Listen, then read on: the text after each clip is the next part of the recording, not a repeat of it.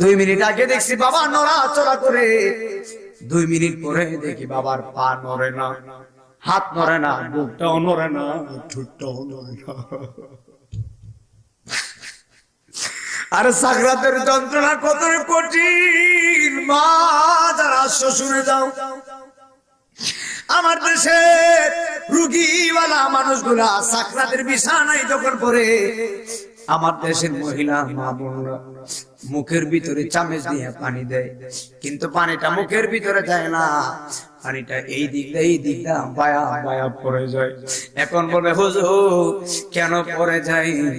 একটা মাত্র কারণে, আমার আল্লাহ রাব্বুল আলামিন তার পানির দরজায় তালা মাইরা দিছে। আমার রিজিক যতদিন আছে ততদিন আমি খাবো, আমার রিজিক যেদিন শেষ হয়ে যাবে আর আমি খাইতে পারবো না, পানিও খাইতে পারবো না, একটা দানাও খাইতে পারবো না।